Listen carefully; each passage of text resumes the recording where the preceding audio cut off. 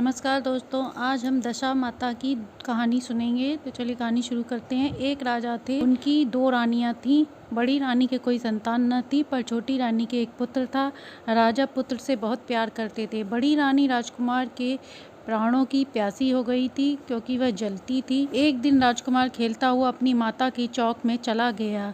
विमाता ने उसके गले में सांप डाल दिया।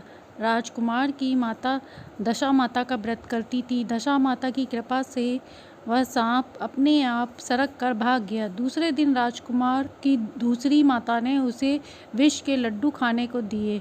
जैसे ही वह लड्डू खाने वाला था, दशा माता ने दासी के रूप में आकर वह लड्डू छीन कर फेंक दिए। बड़ी रानी को चिंता हुई कि कैसे राजकुमार को मारा जाए। तीसरे दिन राजकुमार आंगन में खेल रहा था तो रानी ने उसे गहरे कुएं में डाल दिया। यह कुआं घर के आंगन में था, जिससे किसी को पता नहीं चला कि राजकुमार कहाँ गया। कुएं आदि में दशा माता का वास होता है। बड़ी रानी ने उसे कुएं में डाला। दशा माता ने उसे बचा लिया। सभी लोग राजकुमार को ढूंढने लगे। तब दशा माता को लगा कि राजकुमार के माता पिता व्याकुल हो रहे होंगे, उनको राजकुमार के पास पहुंचा देना चाहिए, परंतु किस प्रकार पहुंचाएं? जब राजकुमार को ढूंढकर थक गए सभी लोग, तो रानी रोने लगी। दशा माता रूप बदलकर राजकुमार को लेकर उनके द्वार पर पहुंच गईं। राजकुमार को कपड़े में छिपाए माता द्वार पर भिक्षा मांगने लगी। द्वारपाल ने कहा, राजकुमार खो गया है और तुम्हें भिक्षा की पड़ी है, चल हट यहाँ से। माता ने कहा, भाइयों, पुण्य का प्रभाव बड़ा होता है, क्या पता मुझे दान देने से तुम्हारा राजकुमार मिल जाए। यह कहकर वह अंदर जाने लगी और राजकुमार का पैर खुल गया।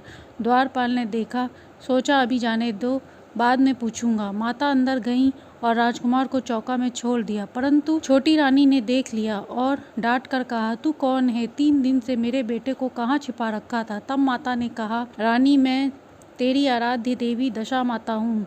तुझे सचेत करने आई हूँ कि तेरी सौतन तुझे बच्चे को मारना चाहती है। वह तेरे पुत्र को बार बार मारने का प्रयास करती है। एक बार उसने उसके गले में सांप डाल दिया, दूसरी बार विष के लड्डू दिए, मैंने उसे बचाया। इस बार उसने उसे कुएं में डाल दिया था, इस बार भी मैंने उसे बचा लिया। इस समय तुझे चेतावनी देने आई हूँ। अब रानी माता के पैरों में गिर पड़ी और कहा, आपने अपनी कृपा मुझ पर जैसे की है, वैसे ही आप इस महल में सदैव यहीं रहें। मुझ पर जैसी भक्ति होगी मैं अवश्य करूंगी। माता ने कहा, मैं सदैव सबके हृदय में निवास करती हूँ जो मेरी भक्ति करता है। तुम सारे राज्य में ढिंढोरा पिटवाओ, सभी सुहागिन स्त्रियों को बुलाओ, सभी लोग मेरा गड्ढा लिया कर पूजा करें। यह कहकर माता अंतर्ध्यान हो गई। अगले दिन रानी ने सभी सुहागिन स्त्रियों को न्योता भेजकर बुलवाया, भोजन करवाया, उपटन से लेकर श्रृंगार की विधि से उनका आंचल भरा, आभूषण दिए और कहा, दशा माता का पूजन किया करें। दशा माता की ये थी कथा। कहानी अच्छी लगी हो तो लाइक एंड सब्सक्राइब